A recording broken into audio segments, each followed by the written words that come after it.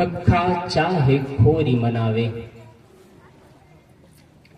यदि आत्म शांति चाहते हो, जीवन में परम उपलब्धि को चाहते हो, तो खोरी मनावे।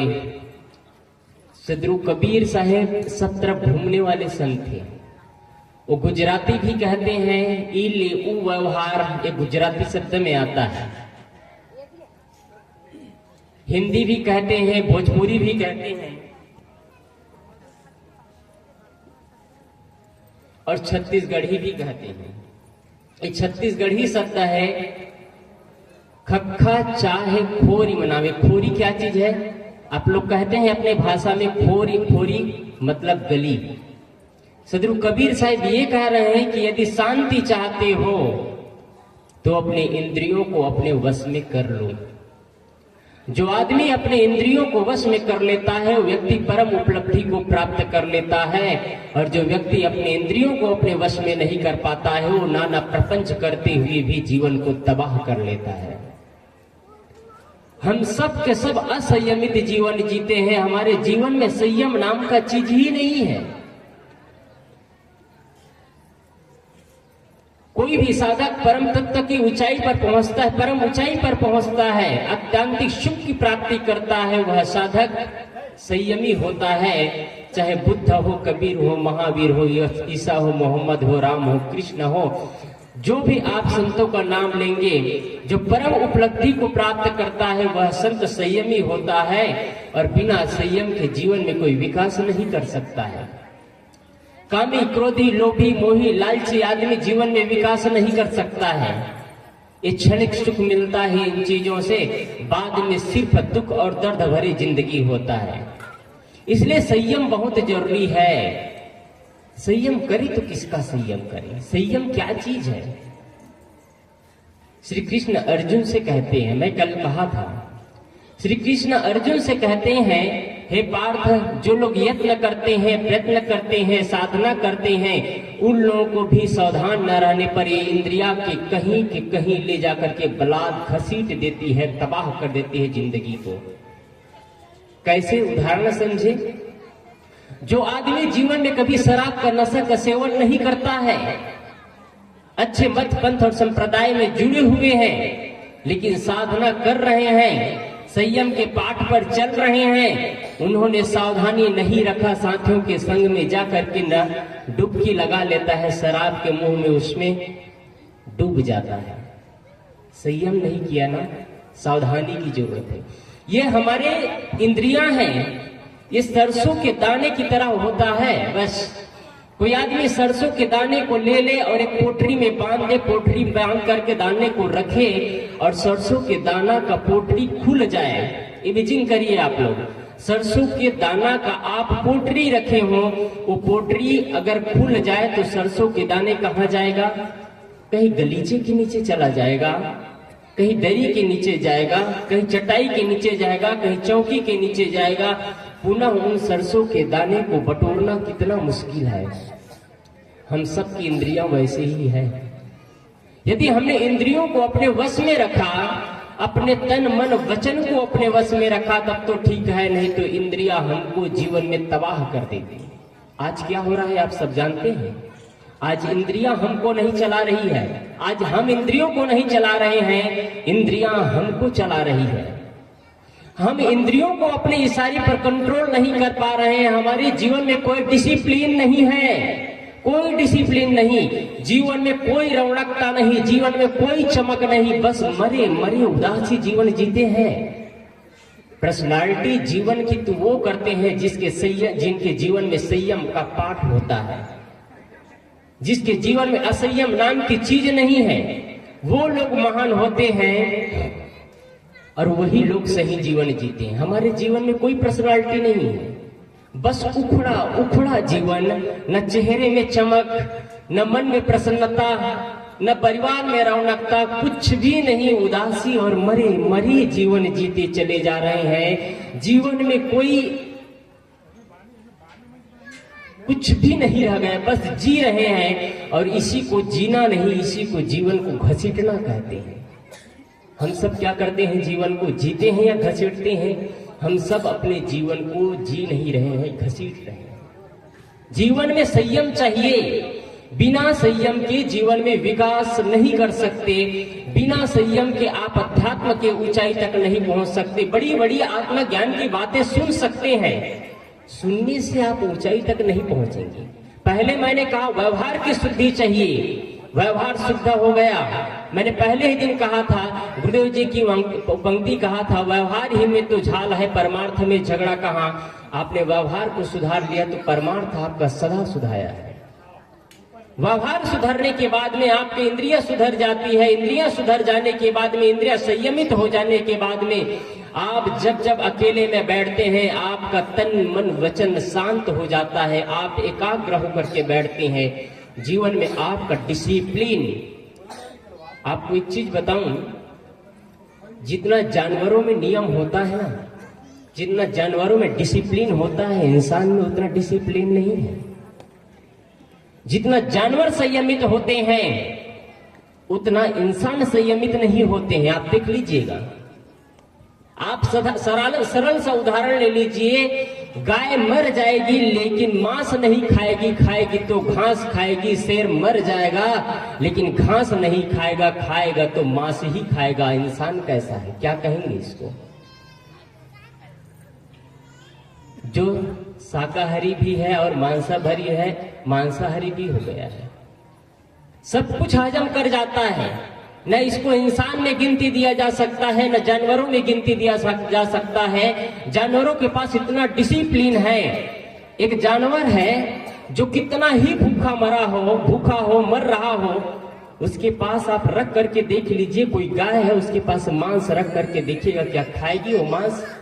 मर जाएगी गाय लेकिन मांस नहीं खाएगी, खाएगी तो घास ही खाएगी।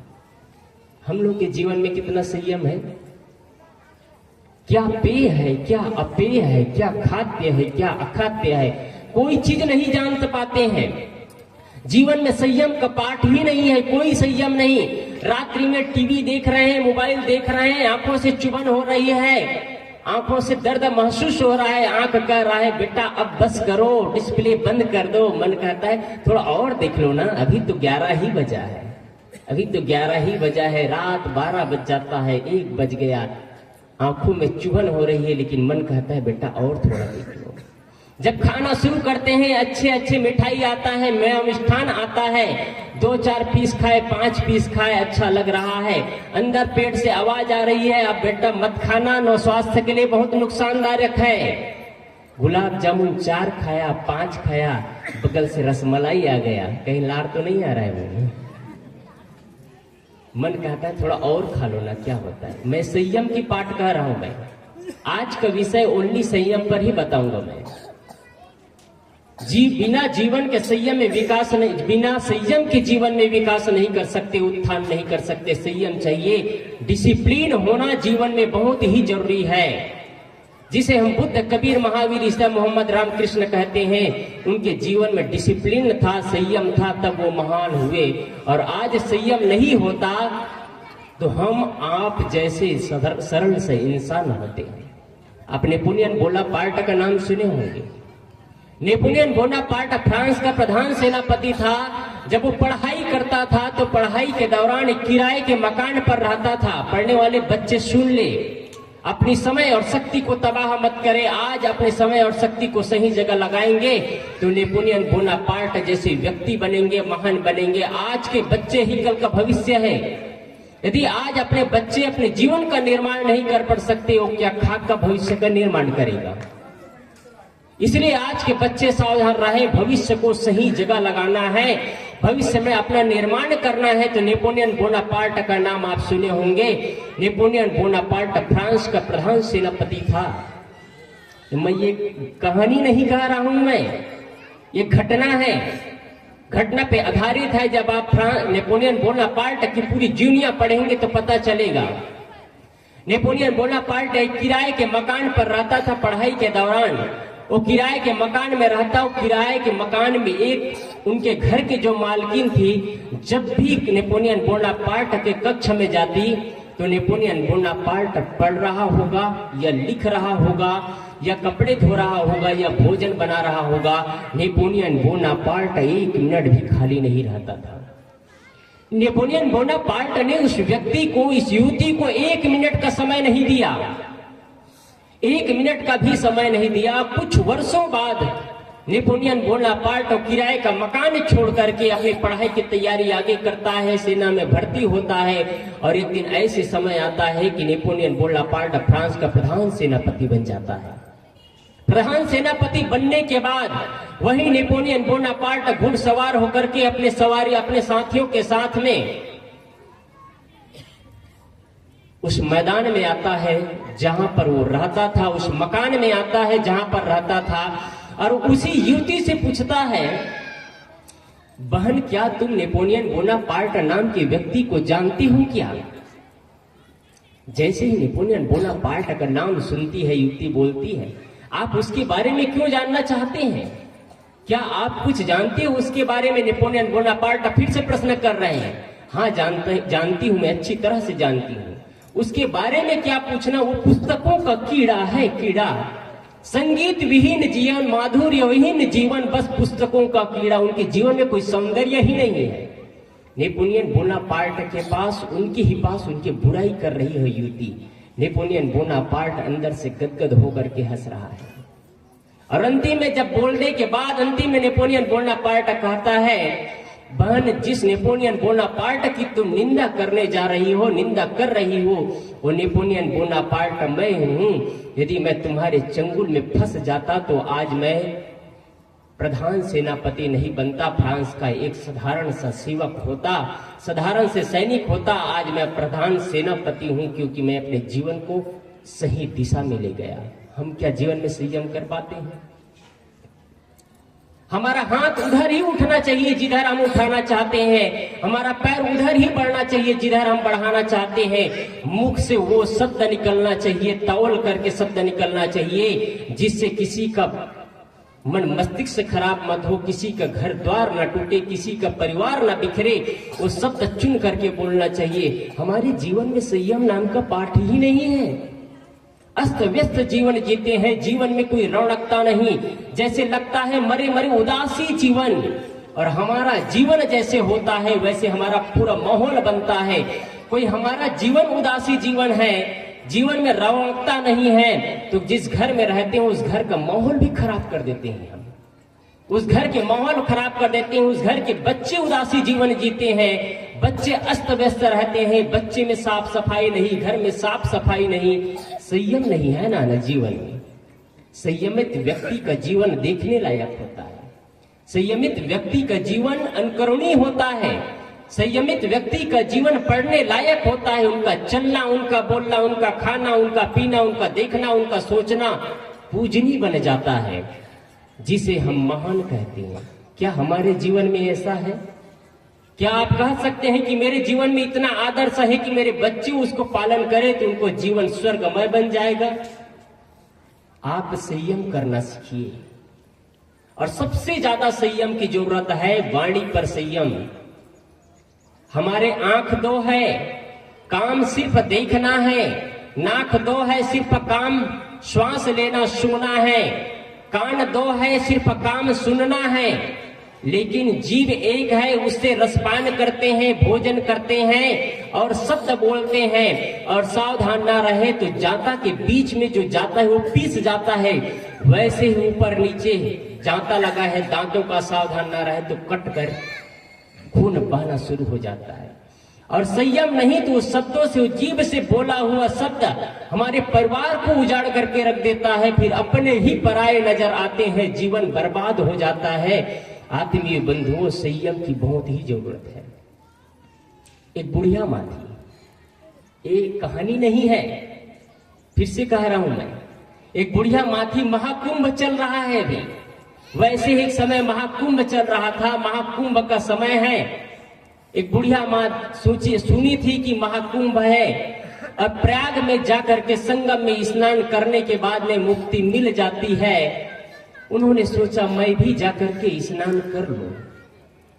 वो बुढ़िया धीरे धीरे चलते चलते आई, 2 दिन में पहुंची जैसे तैसे, और संगम में जाकर के स्नान कर लेती है।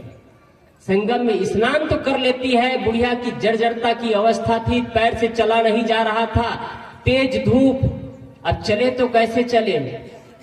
देखती है बुढ़िया माँ बगल में ऊंट बैठी है, ऊंट बैठा हुआ है बगल में, वो चलते चलते आती है बुढ़िया माँ और ऊंट पर बैठ जाती है।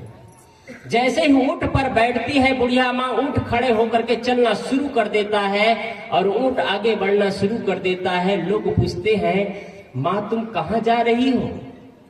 बुढ़िया माँ क्या बोलती है, बेटा ऊंट जिधर ले जाए उधर ही मैं चली जाऊंगी, क्योंकि मेरे हाथ में ऊंट का नखेल नहीं है। नखेल मतलब समझ रहे हैं, उसका रस्सा मेरे पास नहीं है, मैं रस्से से उसको कंट्रोल नहीं कर सकती। ये हमारी इंद्रियां ही वैसे ही, बुढ़िया माँ की कहानी नहीं है ये हम सबकी जीवन की कहानी है। हमारी इंद्रियां हमको जिधर ले जा रहा है उधर ही हम चले जा रहे हैं, उधर ही हम पैर आगे बढ़ा रहे हैं। हमारा पैर मंदिरालय की ओर आगे बढ़ता है तो मंदिरालय की ओर जाते हैं, और पैर मंदिर की ओर आता है, घर मंदिर बन जाता है तो घर की ओर आगे बढ़ाते हैं। हमारा पैर आगे बढ़ता है, मन ऑपरेटिंग करता है कि हमको संतों का दर्शन करना चाहिए, संतों का ज्ञान अर्जन करना चाहिए, जीवन को निर्वाण की स्थिति में ले जाना चाहिए, तो संतों का दर्शन करने आते हैं, नहीं तो हम गलत दिशा की ओर जाते हैं। ये बुढ़िया माँ की स्थिति नहीं, हम सबकी स्थिति है। जिधर इंद्रियां ले जा रही उधर बस हम चले जा रहे हैं। जीवन में संयम नाम का पाठ ही नहीं। संयम करना सीखे, उतना ही खाए जितना हजम कर सकते हैं, वो चीज ही खाए जो आपका पेट पचा सकता है, और बाकी चीज मत खाए। आज इतना द्रव्य आ रहा है खाने पीने का, और आप सभी से निवेदन करना चाहूंगा कि पैकेट बंद चीज कम से कम यूज करिए। पैकेट बंद चीज में एक ऐसा केमिकल डाला जाता है जो कि स्वास्थ्य के लिए बहुत ज्यादा नुकसानदायक है। उसमें गैस भरा जाता है जो कि उससे खराब ना हो, वो केमिकल बच्चों के लिए बहुत ही जानलेवा है। आप उन बच्चों को मत दीजिए वैसा चीज। एक कुरकुरे है, जो चिप्स है, उसको जला करके देखिएगा जलना शुरू हो जाता है। ये बहुत ही नुकसानदायक चीज है। बाहरी चीजों को मत खाइए आप। बड़ी अजीब से बात है, आज लोगों को अपने से मतलब नहीं रह गया है, अपने लोगों के अपने परिवार के लोगों से मतलब नहीं रह गया है। न माँ से रिश्ता, न पिता से रिश्ता, न पति से रिश्ता, न पत्नी से।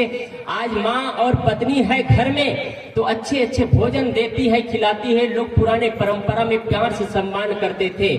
आज मोबाइल दबाओ, जोमेटो ऑनलाइन ऑर्डर कर दो, कोई जरूरत नहीं है पत्नी और माँ की। एक माँ बोलती है न तुमको पत्नी की जरूरत है न माँ की जरूरत है, तुमको तो बनाया बनाया तुम्हारे मम्मी पापा बैठा करके रखे हैं, वहां खिला रहे हैं, जाओ तुम्हारे मम्मी पापा के पास होटल में। आज यही दशा तो हो रहा है।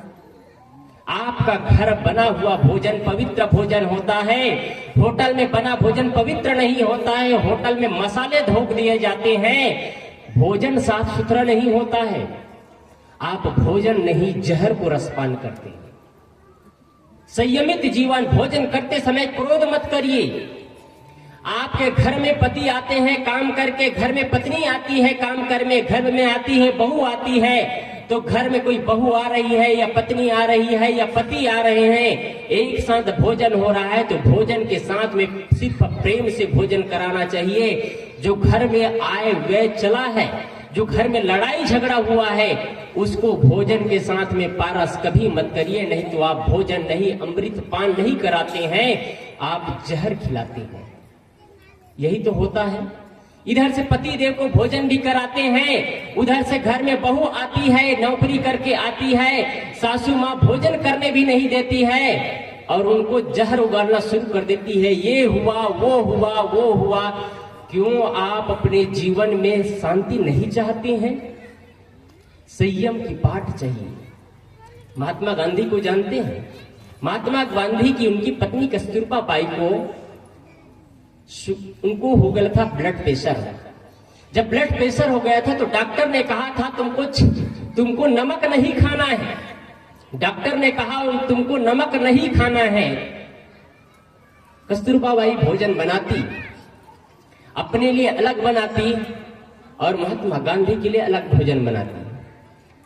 और भोजन दोनों करते, अलग अलग भोजन करते, लेकिन छुप के थोड़ा सा नमक डाल लिया करती थी। कहीं से पता चल गया महात्मा गांधी को कि कस्तूरबा बाई भोजन में थोड़ा नमक डाल लिया करती है। एक दिन कस्तूरबा बाई भोजन कर रही थी, भोजन करते करते उन्होंने उनका भोजन छीन लिया और मुख में डाल लिया और कहा, तुम नमक लेती हो भोजन में? इतना सुनने के बाद कस्तूरबा बाई सर रह जाती है। महात्मा गांधी क्या बोलते हैं, ठीक है तुमको नमक खाना है या नहीं खाना है तुम जानो, आज से लेकर के 6 महीना तक मैं नमक को टच भी नहीं करूंगा। महात्मा गांधी ये संकल्प लेता है।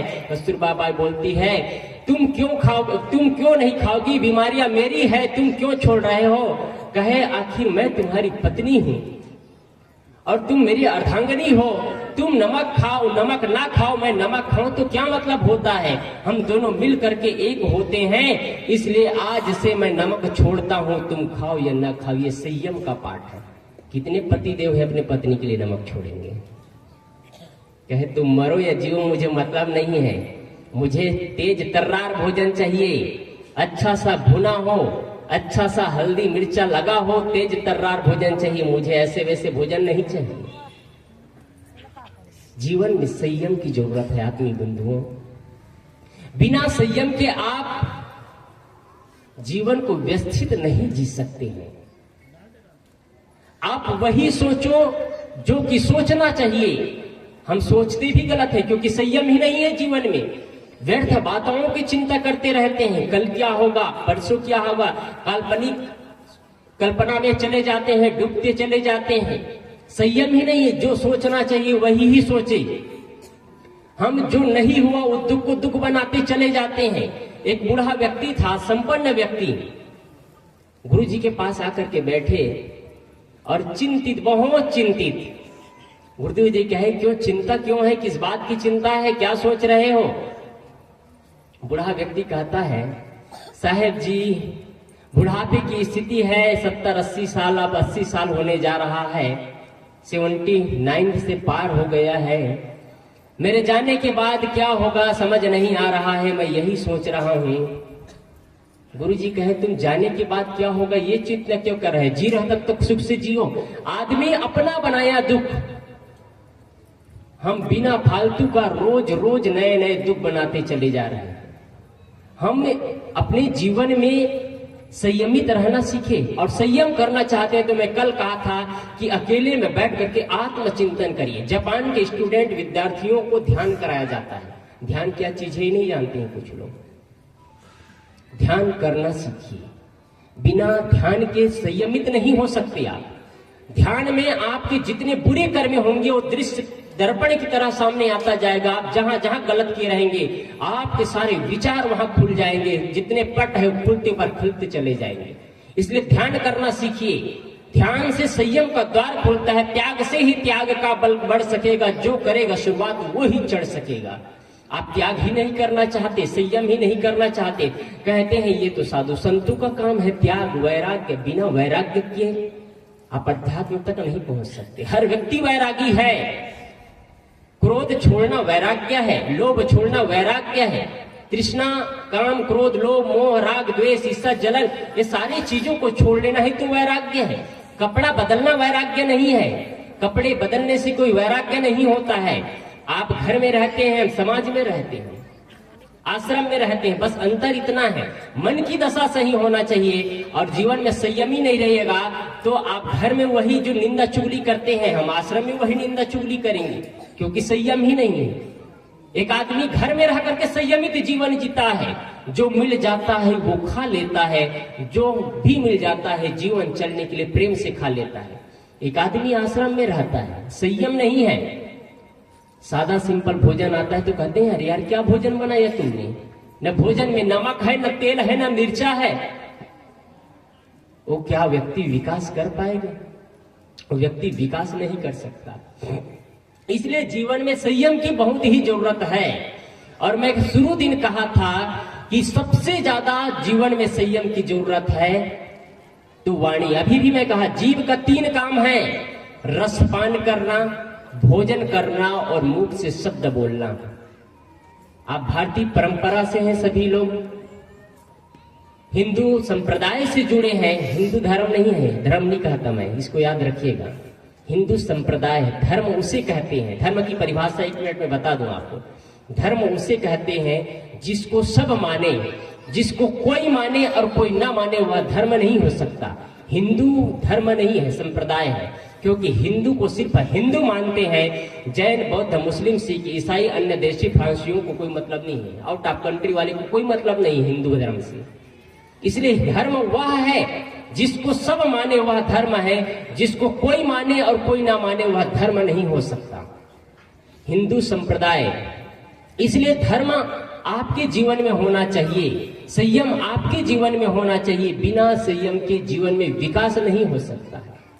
आप संयमित जीवन करेंगे, जीवन जिएंगे, तभी आप विकास कर सकते हैं।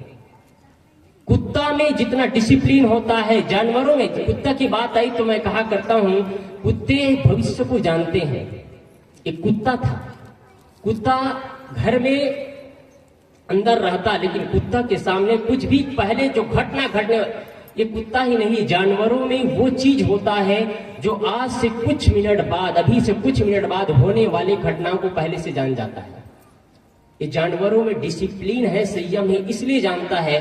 और कोई संयमी महात्मा होगा वो भी जान जाता है कि अब कुछ तूफान मचने वाला है।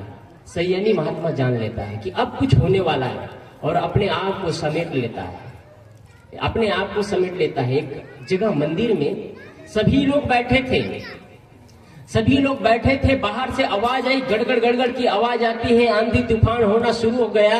आंधी तूफान जब चला और पता चला कि भूकंप के झटके भी आ रहे हैं, तो काफी लोग बैठे थे हाल के अंदर बैठे थे। सभी लोग दौड़ करके बाहर निकल गए और संत वहीं बैठे रहे। भूकंप का झटका जब समाप्त होता है तो लोग अंदर प्रवेश करते हैं, प्रवेश करके पूछते हैं महात्मा जी से, हम सब के सब बाहर गए, आप क्यों नहीं गए?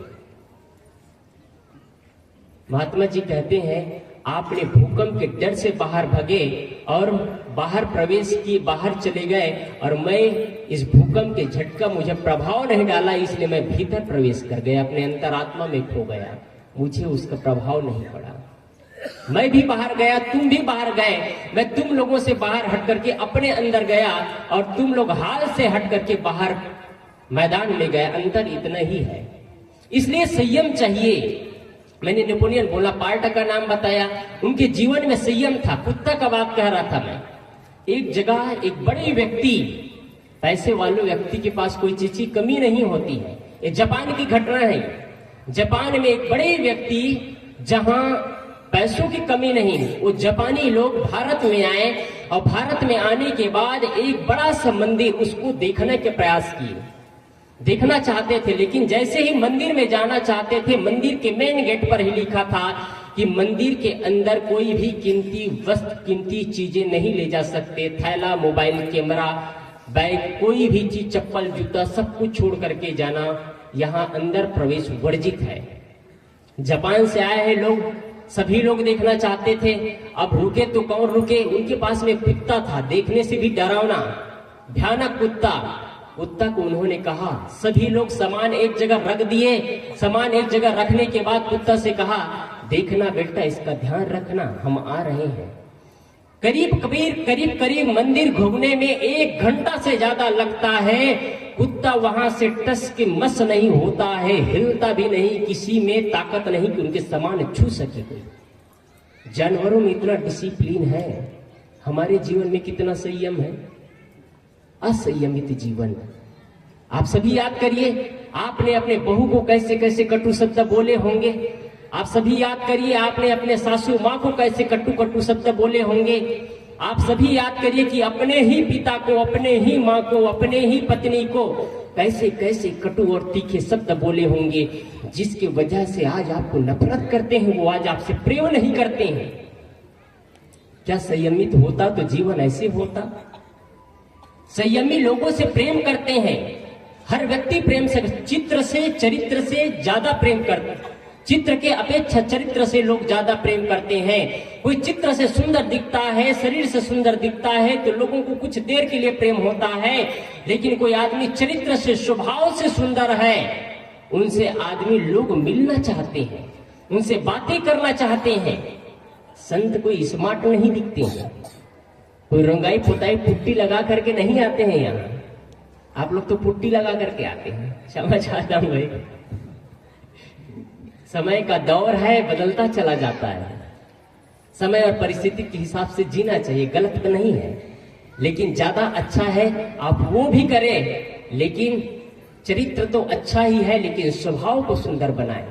आपके स्वभाव इतना माधुर्य होना चाहिए, आपका स्वभाव इतना सुंदर होना चाहिए कि आपके बाहरी लोग प्रेम करें या ना करें आपसे, लेकिन नजदीक के लोग तो प्रेम करें। ये प्रकृति का नियम अलग है और मनुष्य का मन का नियम बड़ा अलग है। जब समुद्र में लहरें आती है तो समुद्र में लहरें आने के बाद नजदीक के गड्ढों को लबालब करते हुए समुद्र के बगैर लहरें आगे बढ़ती है। आप देखे होंगे समुद्र में जब लहरें आती है तो नजदीक के गड्ढों को पहले पानी भरता है, फिर आगे फिर आगे फिर आगे बढ़ता चला जाता है, नजदीक के गड्ढे पहले लबालब। आदमी का स्वभाव क्या है? अपना भाई प्रिय नहीं लगता है, मित्र के बच्चे वो अच्छे प्रिय लगते हैं। अपने बच्चे प्रिय नहीं लगते हैं, अपने मित्र के बच्चे प्रिय लगते हैं। अपने भाई प्रिय नहीं लगता, पड़ोसी प्रिय लगते हैं। अपने माँ बाप प्रिय नहीं लगते, बगल वाले प्रिय लगते हैं। अपने बहन प्रिय नहीं लगते, बगल वाले भाई का बहन प्रिय लगते हैं। दूर का डोल सुहावन, दूर के लोग कभी मिलते हैं, कभी आते हैं जाते हैं। बेटी आती है 2 दिन में चले जाती है, 4 दिन रहती है चले जाती है, कहती है माँ मेरे घर में बहुत सारे काम है, मैं नहीं रुक सकती, आपके साथ में वही बहू काम आएगी अंत समय तक। आप कहेंगे शायद फिर वही बात कर रहे हैं, वही तो जरूरी है। आज अध्यात्म तक कौन कौन पहुंचे हैं? अध्यात्म की बात तो सब ऊंची ऊंची बात कर लेते हैं, लेकिन ड्रिंक लेना नहीं छोड़ पाते हैं। टाइटल तो लगा लेते हैं कबीरपंथी, राधा स्वामी, गायत्री। आज शराब भट्टी कौन चला रहे हैं? सभी धार्मिक लोग शराब भट्टियों को चला रहे हैं। और आज हमारे छत्तीसगढ़ के हर व्यक्ति धार्मिक लोग हैं, न कहीं न कृष्ण से जुड़े हैं, न राम से जुड़े हैं, न कृष्ण कहीं न कहीं तो जुड़े हैं, लेकिन शराब भट्टी को वही लोग चला रहे हैं। मत चलाओ इन शराब भट्टियों को, घर को व्यवस्थित चलाओ। संयम की परिभाषा रखो जीवन में। मैं बीच में कह रहा था कि वाणी जीव एक है और काम 3 है। हिंदू परंपरा में रामायण और महाभारत, इसका उदाहरण आपको बताऊं। महाभारत युद्ध का मुख्य कारण है वाणी में संयम नहीं। वाणी में संयम होता तो महाभारत युद्ध नहीं होता। वाणी में संयम नहीं होने के कारण से युद्ध होता है। जब राजस्व यज्ञ करने वाले थे, राजस्व यज्ञ करने वाले थे 5 पांडव, जब यज्ञ करने ही वाले थे 5 पांडव का राजमहल बन जाता है। राजमहल बनने के बाद राजमहल का निर्माण ऐसे किया गया था, लिखा गया है कि वहां जल थल दिखता है, थल जल दिखता है। जहां दीवारें नहीं वहां दीवारें दिखती है, जहां दरवाजे नहीं वहां दरवाजे। इस रूप से रूपांतरित किया गया था कि वहां जाने वाले धोखा खा जाते हैं। ऐसा मनचित्रित किया गया था और वैसा निर्माण किया गया था, जो नहीं वो दिखता है। जब दुर्योधन उस राजमहल में प्रवेश करते हैं तो जैसे ही प्रवेश करते हैं आगे बढ़ते चले जाते हैं, आगे बढ़ते चले जाते हैं। वहां की दासियां कहते हैं महाराज जी आप दाएं चले बाएं चले।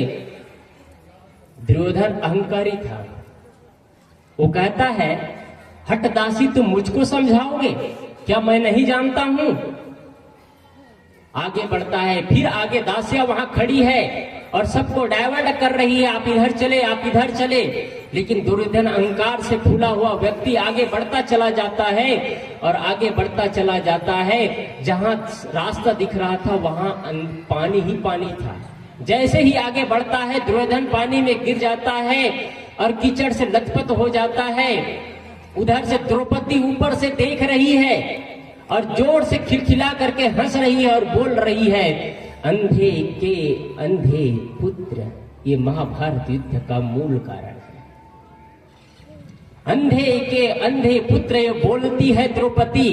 दुर्योधन को सह नहीं जाता है फिर सोच लेता है, संकल्प कर लेता है, मुझे चाहे जिस किसी प्रकार से एन केन प्रकार मुझे पांडव का विनाश करना है, और महाभारत युद्ध होता है। द्रौपदी को ऐसे शब्द बोलने की क्या जरूरत थी? वो तो 5 पांडव की राजकुमारी थी, उनको ऐसे शब्द क्यों बोलना था?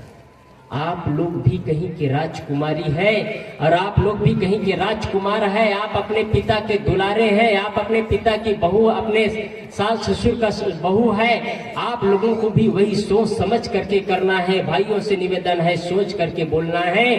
कभी ऐसे शब्द, असंयमित शब्द नहीं बोलना है जिसकी वजह से आपके पिता और आपके माँ के आंखों में आंसू आए, दुख दर्द सहना पड़ जाए।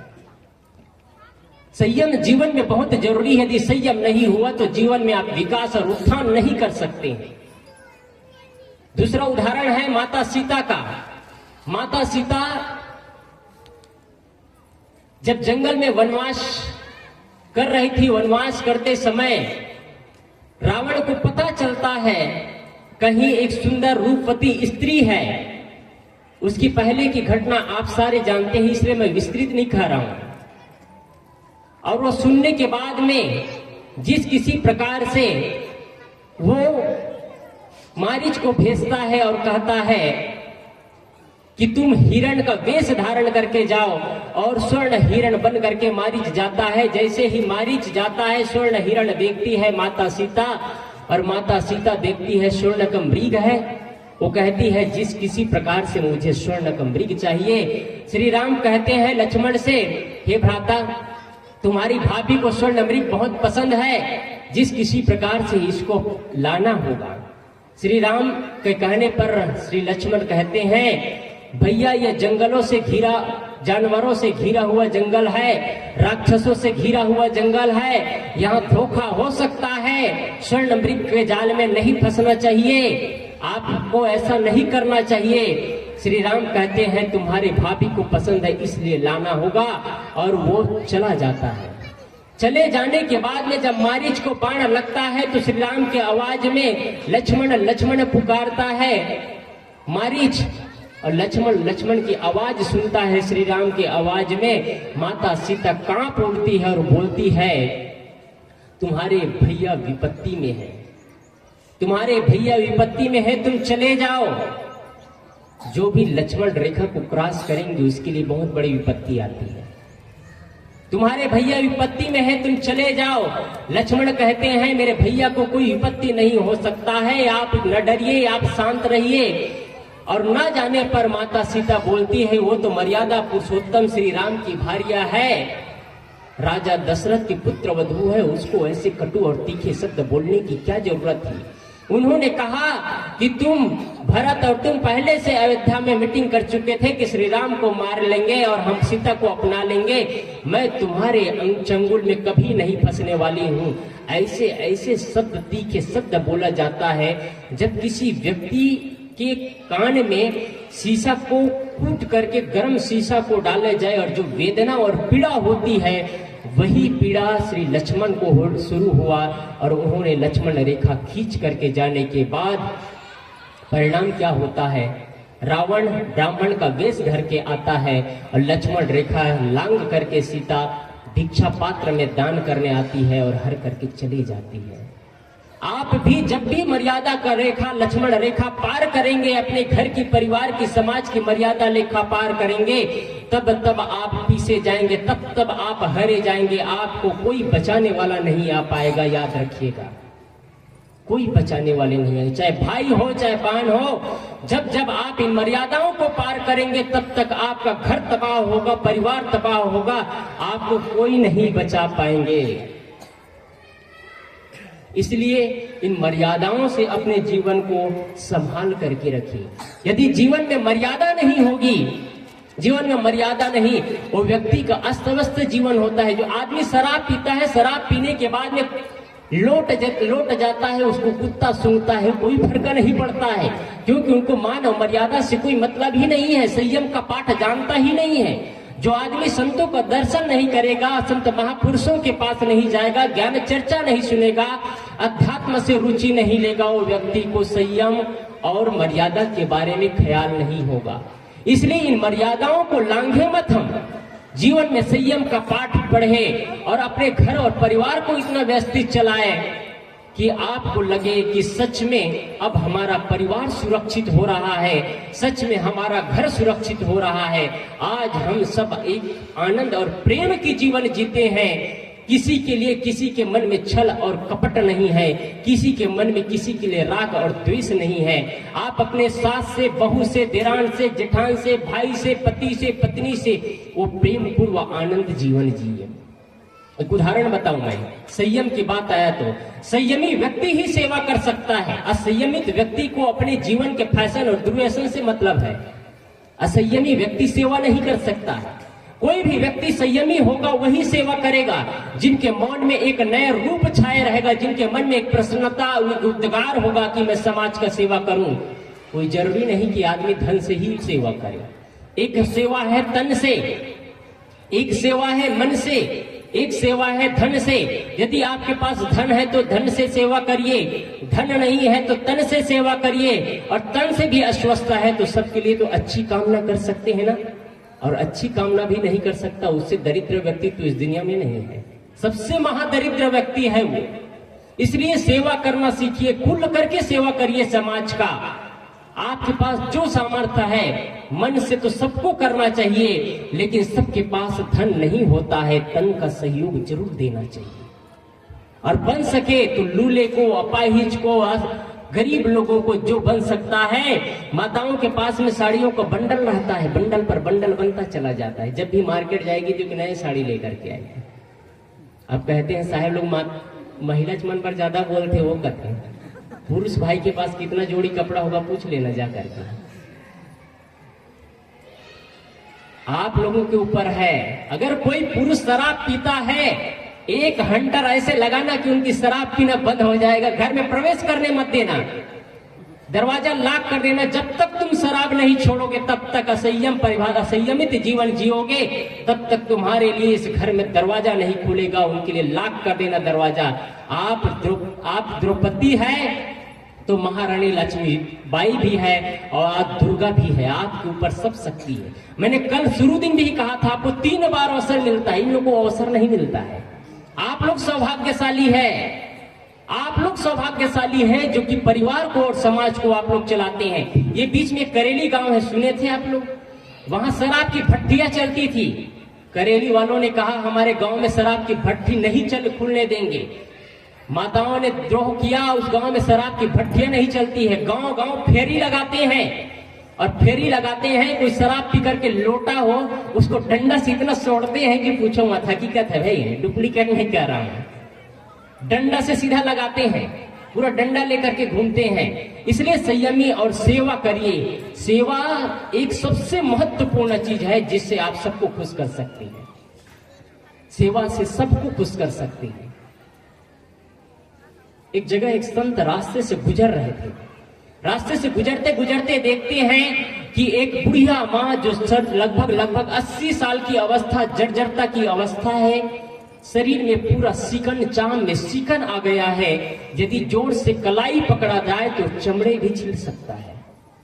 जोर से कलाई पकड़ा जाए तो चमड़े भी छिल सकता है, यह संभावना है।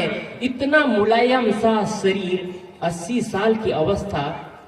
उसको एक माँ है, उस माँ को बड़ी प्यार से एक बेटी नहला रही थी। संत उधर से गुजरते हैं और माँ की जर्जरता की अवस्था देखते हैं। इतना जर्जर अवस्था, बड़ी प्यार से और बड़े श्रद्धा से। एक नहलाना अलग होता है, पानी को उड़ेड़ देते हैं, नहला दिए कह देते हैं।